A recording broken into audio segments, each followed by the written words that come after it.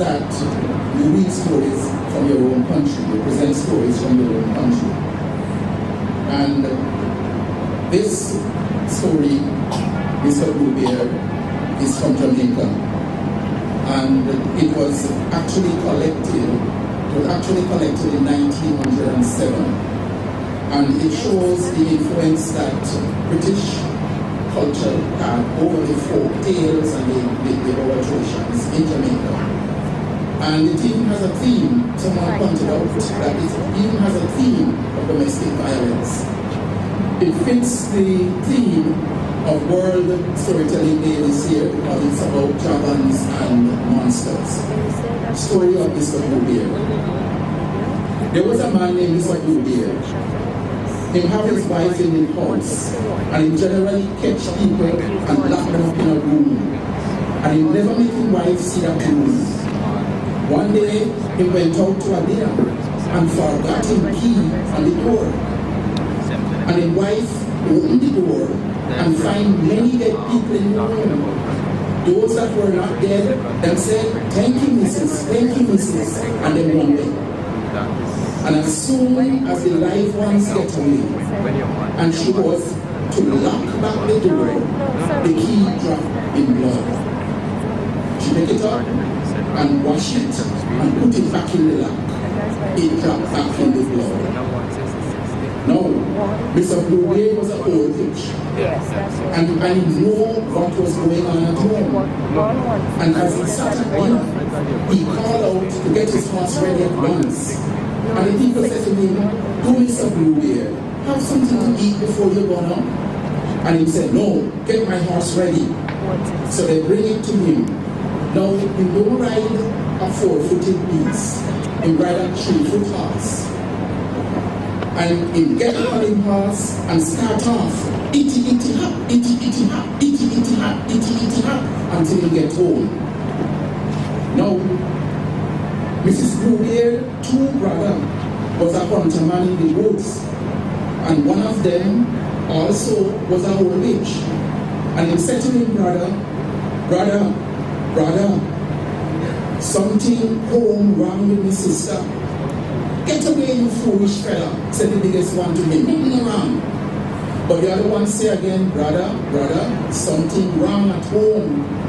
Just get me a white cup and a white saucer and fill it with water and put it in the sun. And you will soon see what do the water. Then put it, and directly the water turned blood. So the biggest one said, "Brother, it's true what you said, it's true, make me go." Now, Mrs. Bluebeard was afraid because he knows that Mr. Bluebeard was coming to kill him. And he was calling continually to the cook, Miss Annie. And he keep calling out, "Sister Annie, Sister Annie, you see anyone is coming. Sister Annie, Sister Annie, you see anyone is coming." And Sister Annie answered and said, "Oh no, I see no one is coming, but the dust that makes the grass so green." And as she sing down, then hear Mr. Bluebeard coming, itty itty hop, itty itty hop, itty itty hop. He jumps straight off of him 3-foot beast and go in at the house and catch Mrs. Bluebeard by one of them plant hear them and hold on to him and say, "This is the last day of you." And Mrs. Bluebeard said, "To Mr. Bluebeard, allow me to say the last prayer." But Mr. Bluebeard still hold on to him here, and while she sing, "Sister Annie, Sister Annie, you see anyone is coming. Sister Annie, Sister Annie, you see anyone is coming." And Sister Annie answered this time and said, "Oh yes, I see someone is coming, and the dust that makes the grass so green." Then Mr. Bluebeard took out his sword, was to cut off his wife's neck, and the two brothers appeared, and the eldest one going to shut off Mr. Bluebeard, and he was afraid that he needed to run away. But the young man wasn't going to let him get away, so, and he shot him, boom, and killed him, thief dead. Jack Mandora, young shoes now.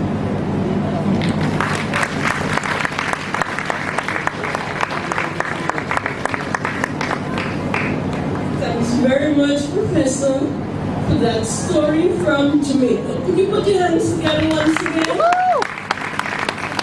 Excellent storytelling. At this moment, I'm asked to make way for a special group of students who, they tell me they have another class to attend the Cultural Center at 6. And therefore, if you look at the program, it says Greek Myth, and it's a drama class, National School of Theatre Arts and Drama. So we're going to have them as the very next item on the program. Please come forward, the drama class, National School of Theatre Arts and Drama.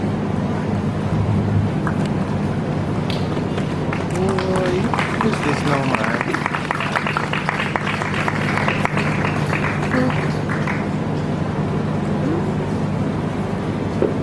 You weren't here last year. We came in from this side.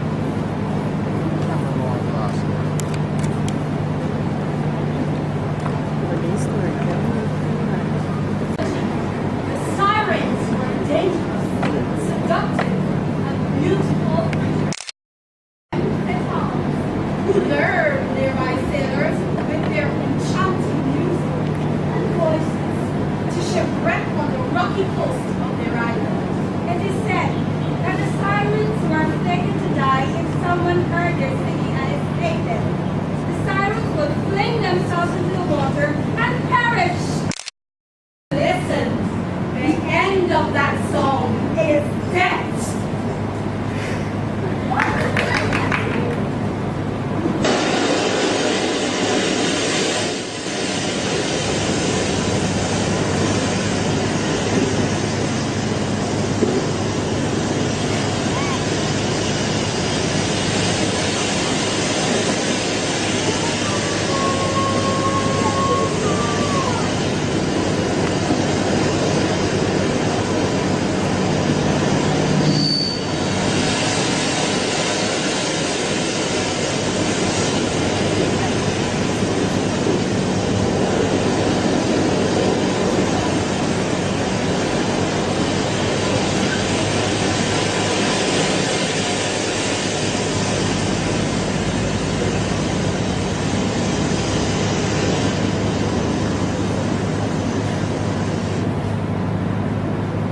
Right then, let's ship out. Time is against us. Got to express the little dogma. Are you mad? Let's keep it longer. Come on, man. The gods know what we're coming from such a heavy storm. We're in the middle of nowhere. For Christ's sake. We're in the middle of the ocean. There's nothing before us but miles and miles of an ocean before us. That's it. Wait, so over there's a shipwreck. We must not be too far from that. A shipwreck? Yes. And I'm tired of this. Come on. Let's go. Now. But there's a storm. I said now! Alright? Come into your way. Because I will warn you. That these waters, evil ends, seem to devour the souls of men. Whatever you do, do not listen to the voices. The sirens. Sirens? A man of your mind. In fact, Call it what you will. As long as I want you. If you hear your voices, do not listen to them. That will be ears, yeah? I am not shouting.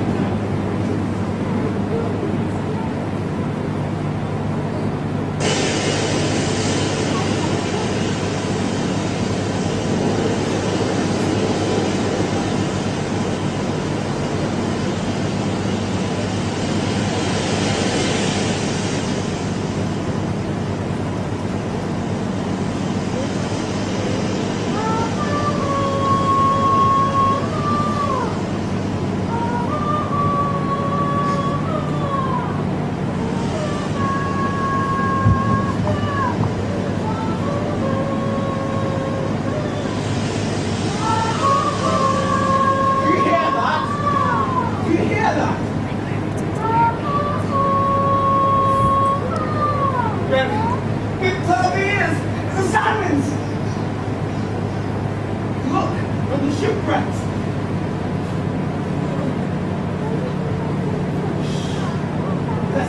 Listen to this. Look, on the shipwrecks. The goddess. Man, open your ears, I tell you. She's an angel. Such great, beautiful, angelic voice.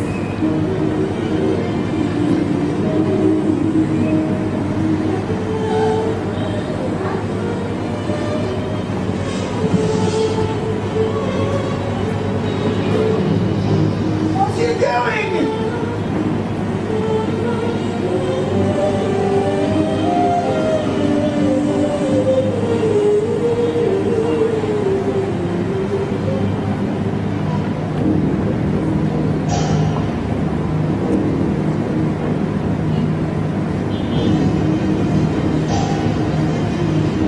What are you doing? Look at me, man! What's he?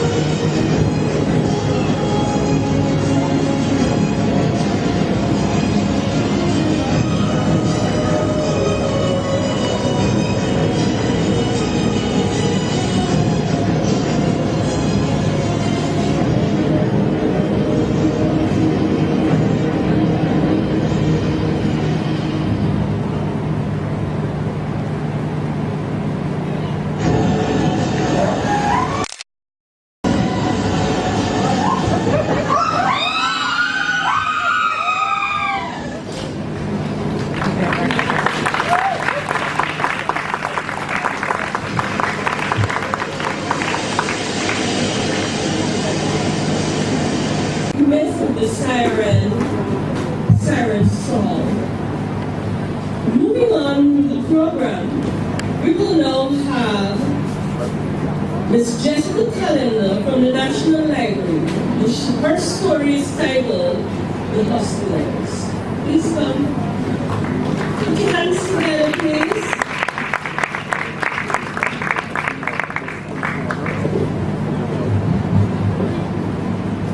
Good evening, everyone.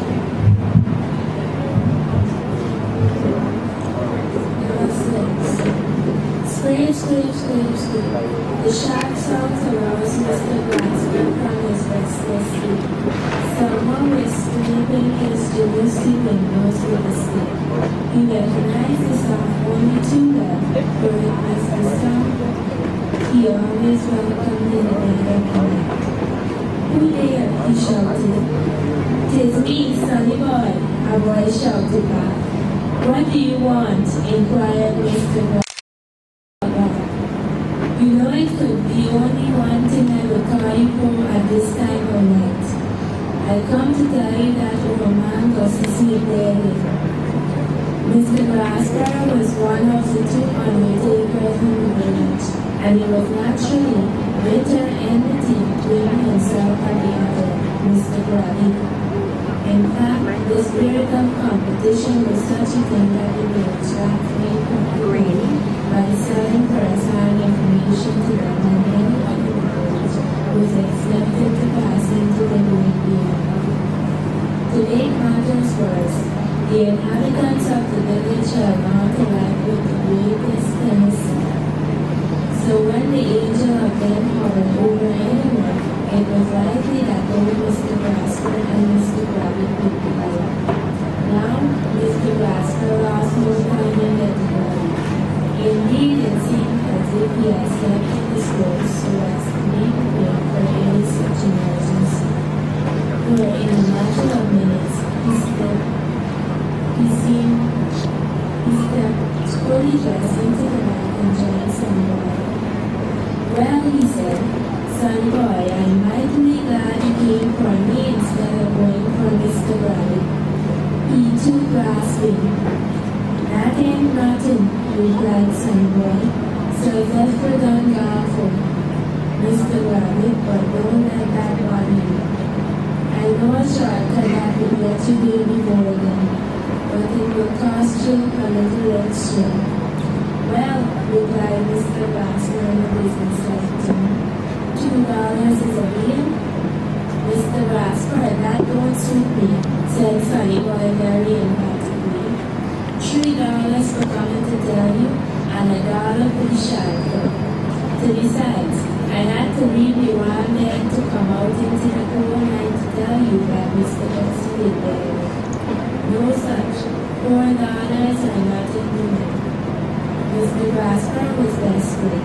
He knew Sunnyboy had not called for one thing. In fact, he doubted when Sunnyboy had a benefit. But that did not alter the situation, and so Mr. Rasper tried to do. Let us make a deal. $3.50. I'm a poor man, and that's and I ain't had a turn out for 4 months. You know people in this village don't direct line. Sunnyboy smiled to himself. Look, Mr. Rasper, you will lend me 50 cents before you lose the turn. Make up your mind and go. I can't stand out in the door arguing with you in the night. Mr. Rasper only too bad that if he did not pay the amount or he would not be able to rely on Sunnyboy to bring him welcome news in the future. And in frustration he cried, Okay, let us go.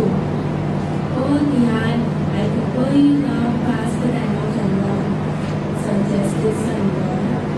Mr. Rasper held on to Sunnyboy's arm for dear life, and together they raced through the fields of banana trees until they reached the yard of a midsummer road. Mr. Rasper was panting and gasping for breath, but there in the semi-darkness, he discerns the portly figure of Mr. Rabbit struggling toward the house, and with a sudden burst of energy, he ran forward and reached the top step of the veranda, just as Mr. Rabbit reached the bottom step. It was indeed a race to the death.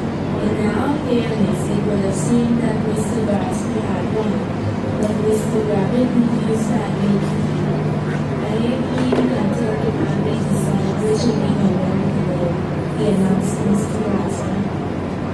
Mr. Rasper ignored him. He straightened his tie, adjusted his beaver more firmly on his head, and laughed at the door. The door was opened by Mr. Smith's daughter. Come in, Mr. Rasper, Mr. Rabbit, come in. Oh, lovely, Pappy is there already. Mr. Rasper smiled distinctly smile. He thought expressed his embarrassment at having to perform such sad duties. Miss Connie, but seeing I am rich class, it means prompt service. Mr. Rabbit promptly joined me. Miss kindly let me express my deepest sympathy at tear-rolls flowing down his cheek. I belatedly, knowing that you wish Rabbit time to pray at this time of year. He was a dear friend of mine, and I always had the greatest respect for him. Therefore, I do not intrude, but you know, courtesy and efficiency has always been mine. Miss Connie smiled sadly. I don't know what to do. Papi always said, come first, serve first. Oh dear, I just don't know what to do. The best thing is for both of you to look at the body and decide what you will charge to marry. Then, I will choose the best turnout for the greatest amount of money. Mr. Rasper interposed. Miss Connie, by turnout is in by saying, Mr. Batty and a woman and a passion. And I know that if he could choose, he would choose a horse first. And I still got one. Never mind what you think. You won't do what I tell you, Miss Connie said. He is in that great, mighty tunnel. The 200 tables entered the bedroom. Mr. Grasper's beaver skating firmly on his head, while Mr. Rabbit's window tilted at a precarious angle. In the room, a golden umbrella grew and cast eerie shadows on the body lying on the bed. Reflected from the eye sockets and golden room, Mr. Grasper rubbed the bones of his hand together, while Mr. Rabbit curled thoughtfully at his chin. Suddenly, both realized Patty Gussie's eyes were red like sovereign boots. As everyone knows, sovereigns are very, very rare, and most of the undertakers might ride along the same tracks. Both made simultaneous dice reckonings. Mr. Grasper dropped for one in the right eye, and Mr. Rabbit grasped for one in the left eye. At this junction, a terrible voice came from the corners. Left them, you teeth and carnival, rather the dead building. Mr. Rabbit sat heavily on the floor, Mr. Dora slipping and sitting on his knee. Mr. Rabbit remained as if frozen in a meditation, his hand poised in the air. So Carp sat up and chuckled maliciously. I know I did go and catch one, it could. But I won't learn to let a poor body dead in peace before when I fight over him. I make up the night to teach man a lesson. Give the dead a little time to reconcile to the other side first before you want to shoot.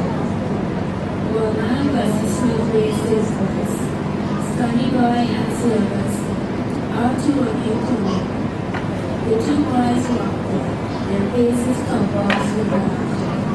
Here, Gussie Smith said, handing each of them 2 ornaments. This is what I promised you if you get these 2 practical here. Sonny Boy turned to Mr. Grasper. Waiting for $4 you have reached the payment. Mr. Grasper recovered himself. Not one blind cent, gentlemen. You are brother teeth, he reached. Mr. Rabbit was having the same trouble with Sylvester. This is robbery, he shouted, getting up from the floor and dusting the skinny's trousers. Mr. Gussie Smith chimed in. Well, boy, don't fight with them. If the day you keep eye your mouth shut. Well, tonight, if the door gate spread it out over the village.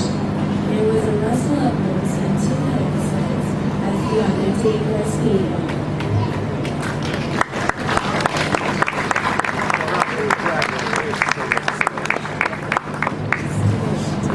That was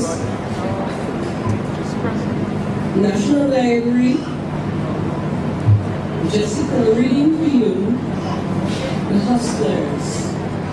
Now we're going to have 2 short stories. They're fairy tales, and they're going to be done by Peter Sizok.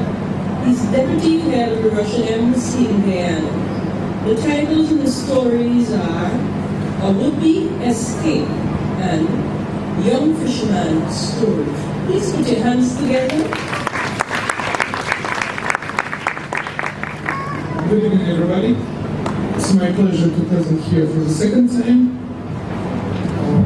Last year I've been telling a very well-known story. Actually, as if it's telling the story, not reading the story even. And because the story, I wrote it myself in the age of performing before me. So the first one is A Would-Be Escape.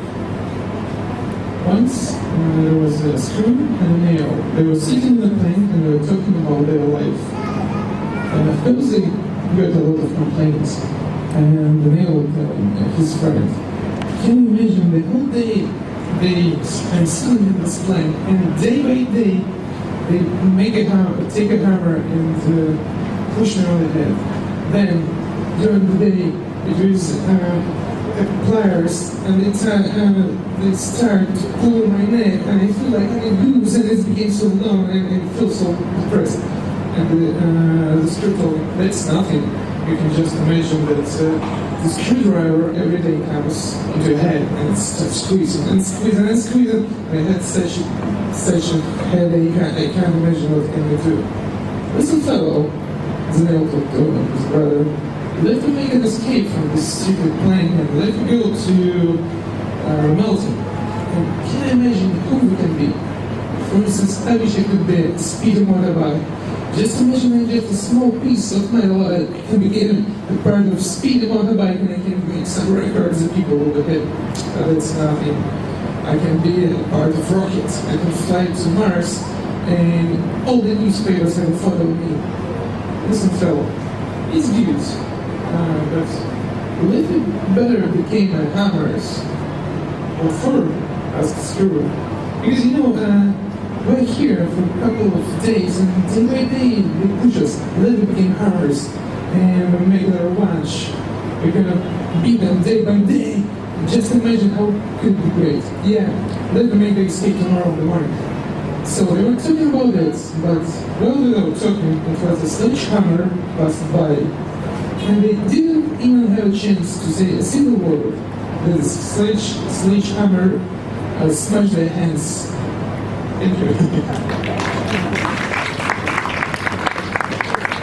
And another one is quite short and exhibit storytelling in Russia. It's quite common when you're a student or a schoolboy to go to a countryside to make a fire, to sit around it and tell stories.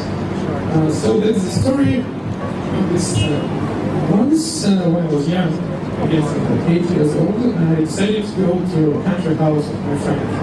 And he asked me, Peter, I want to go for fishing, for a real night fishing. I never did it because I'm a city boy. Okay, take some stuff, some food, and let's go. So we started fishing, and it was night, it was quiet, the fish didn't come, and he told me, Peter, do you want me? I can tell you an amazing story how once I saw the UFO. Tell my friend, I'd like to listen to the story about UFO. I never saw the UFO, and it's my pleasure to have a friend who did it. So Peter, listen. Once it was the same evening like today. I went fishing, I was alone, and there was no fish at all. So I was nearly became sleeping. And then I saw a small dot in the sky. This dot became bigger and bigger and bigger, and then I realized that a huge UFO was coming. So I was just trying to approach it as soon as close as possible. And I was sitting in the bush, and I saw that how the UFO landed just 50 meters from me. So I just put out my hands, put out of the bush, and then I noticed that some tickles coming out from UFO. It was, it was like a stone because I was scared, and these tickles bites me on my neck. Then I woke up because I was at home and I was sleeping in my bed. It was a very cold wall in my bedroom. That was a story about UFO. So guys, listen, can you imagine it was my best friend and we just got some fish and we decided to go home. And after that, a friend of mine told me, Peter, that's nothing. Next time I'm gonna tell you the story how they sent my mother to Mars to bring some cucumbers. Imagine guys, that was my real friend. But the only one thing, really, doesn't he know that there are no cucumbers on Mars? My father visited it a year ago and he told me about it. Thank you.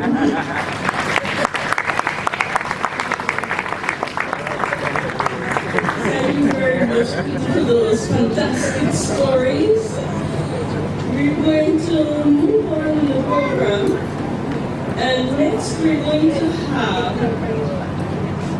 removing some students a little earlier in the program. We're going to have the University of Vienna students, and they will do storytelling traditions for us. Students of oral literature, University of Vienna. Put your hands together for them, please.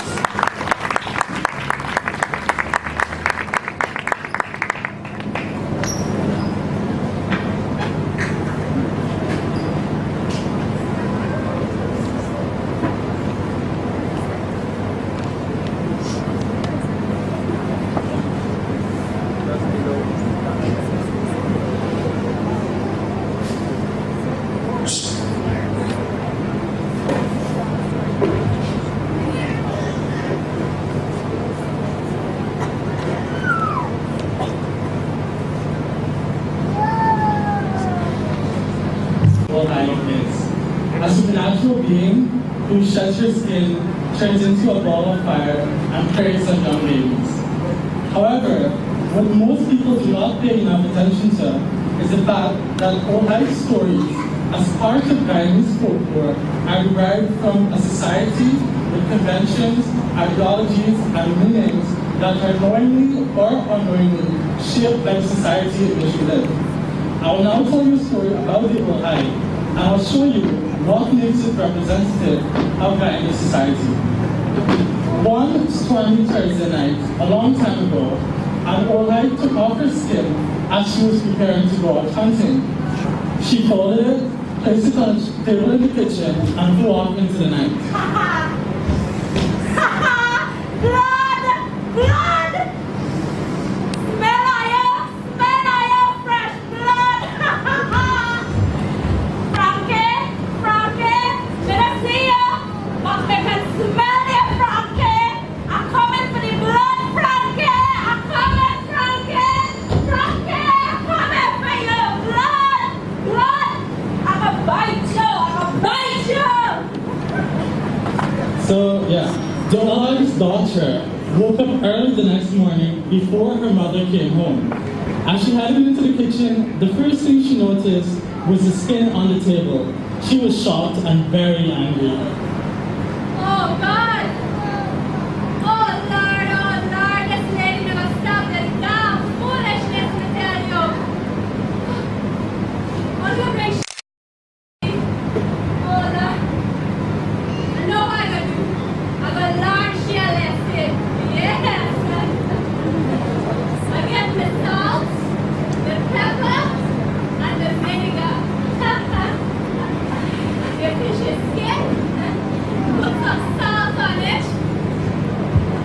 And the vinegar, right? Oh, pepper. And this is the vinegar. Now pour it up. Put it back. And I'm gonna wait for she come home. I'm gonna wait. Oh God, skin, me come back, skin. Get out.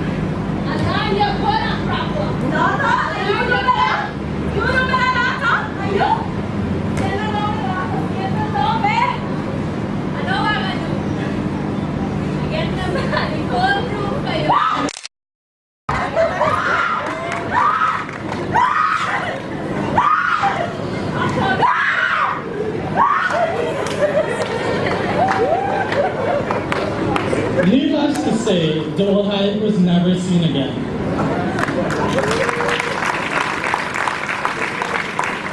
Now, because folklore stems from the society in which we live, it is essential to analyze all Guyanese folktales by keeping our society in mind. There are several interpretations to this particular old hive story, but one interpretation, our interpretation, is that the old hive is a symbol of the willful, promiscuous woman. Haven't you ever wondered why she turns into a ball of fire? It is because it hints at the sultry nature of the promiscuous woman. Do you not see similarities between the old hag shedding of her skin to go out hunting at night and the promiscuous woman shedding her clothes and then also going out hunting at night? What about the shame that the old hag in the tale brings onto the family? Doesn't that sound like something a relative of the promiscuous would say? Clearly, the old hag figure was designed to be malevolent and presented the way she is because of our own society's views about certain types of women. Now, the second part of our presentation will be narrated by Salim Hussein.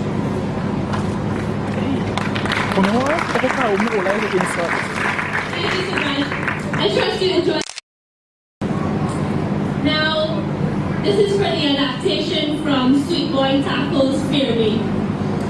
Fair maids are female spirits who seem to form a sort of parallel to the old hags. Whereas the old hags are generally associated with fire, fair maids are water-dwelling creatures. Old hags are willful, and they go hunting for their prey. Fair maids, on the other hand, set a trap. They wait for their prey to come to them. Even their names, Old Hag meaning old hag, and Fair Maiden meaning fair maiden, seem to indicate that they are parallels of each other.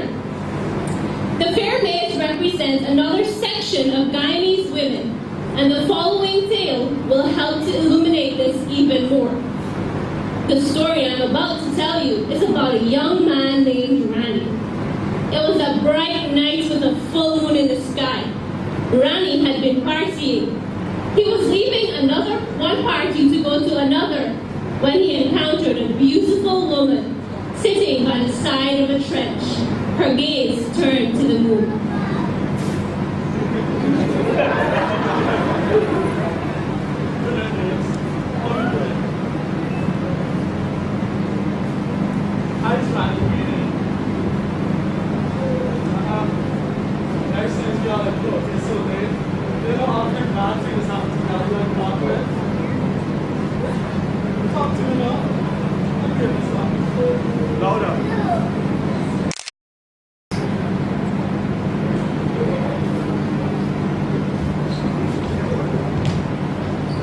Rani tries to embrace the fair maid, but she played coy, resisting him.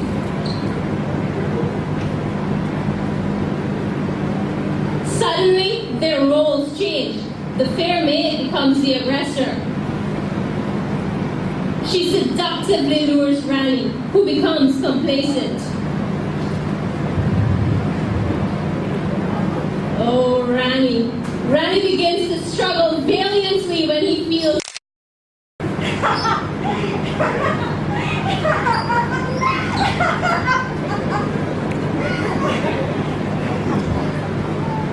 alas, she breaks his neck. Needless to say, Rani was never seen again. Our interpretation of this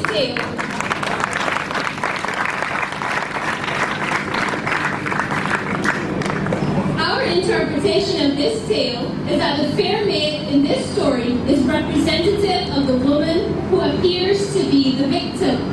Today's society, perhaps justifiably, still has strong notions against the woman or girl interacting with strange men. Some people still restrict their wives and daughters from traveling late at night. The fair maid in this story breaks down both of these barriers. At first, the reasons for the restrictions seem to make sense when the fair maid is attacked by a man. And thus, we can see how the tale is a societal commentary on our society. We can see the sort of lessons that are being passed on to young girls in our generation. But the tale does not end at the point where the fair maid is simply attacked by the man. No. The tale ends only after the fair maid murders the man who attacked her, thus taking back her identity, so to speak. Therefore, the story can ultimately be regarded as feminist. Our society understands that women in certain situations can become victims, but we do believe that the woman as a victim is the norm in Guyana. We know that a woman can defend herself and can take her destiny into her own hands. And that is primarily why the fair maid kills the man who interferes with her. That's it from our group. I hope you enjoy the rest. Thank you.